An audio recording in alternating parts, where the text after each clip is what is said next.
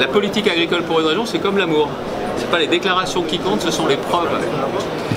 On a mis en place, je suis très sérieux en disant cela, on a mis en place avant tout des aides d'urgence dès qu'on est arrivé. Première séance, première session du conseil régional, une aide d'urgence pour les éleveurs, pour les producteurs de lait. On a ensuite mis en place une prise en charge des frais financiers. Nous avons lancé des audits. Au début, beaucoup nous avaient dit à quoi ça sert de faire des audits pour savoir dans quel état sont les exploitations. Et bien aujourd'hui, on a plus de 1000 audits qui ont été utiles à de très nombreuses exploitations. Et enfin, sur la crise des céréaliers, nous avons décidé de prendre en charge la partie de l'assurance pour les risques climatiques. Les aides d'urgence, ça ne fait pas une politique quand même. Et donc nous sommes en train de poser, après des états généraux de l'élevage et des filières végétales, une nouvelle stratégie régionale où en fin de compte on va faire ce qui est normalement attendu d'une région, la gestion des fonds européens, FEADER, mais en plus sur environ à peu près 100 millions d'euros jusqu'à la fin du mandat, sur les 5 années qui restent, on est en train de mettre en place une nouvelle stratégie. Comment on aide les jeunes à s'installer, comment on permet de se moderniser en investissant pour baisser les coûts de production.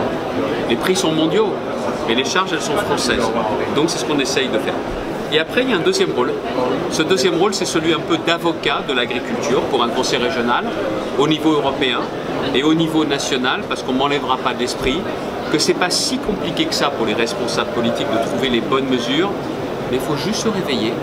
Il faut laisser un peu moins faire les doctrinaires, les idéologues qui font en permanence de l'agriculture bashing, parce que, je suis désolé, tous ceux qui racontent ça sont des gros malins qui ne connaissent rien à l'agriculture.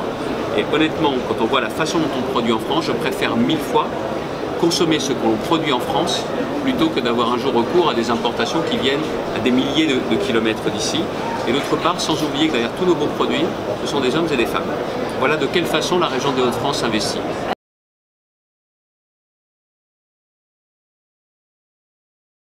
Alors, Marie-Sophie Laine, qui est la vice-présidente en charge de ça, est très engagée. On a mis en place des objectifs, 70% d'approvisionnement dans ce que l'on gère, les cantines des lycées.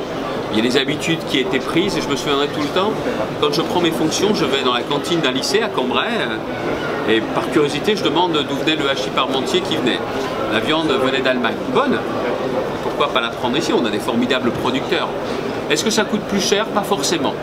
Mais si ça coûte plus cher, je suis prêt à mettre la différence pour la région. Parce que derrière, c'est la garantie d'un approvisionnement de qualité. Et puis surtout, ce sont des débouchés pour nos producteurs.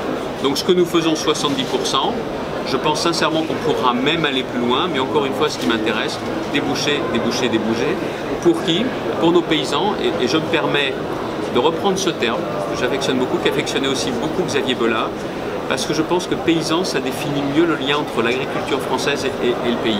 Voilà de quelle façon dans la région des Hauts-de-France on essaye non pas seulement de dire mais de montrer qu'on est très attaché à l'agriculture et à nos paysans.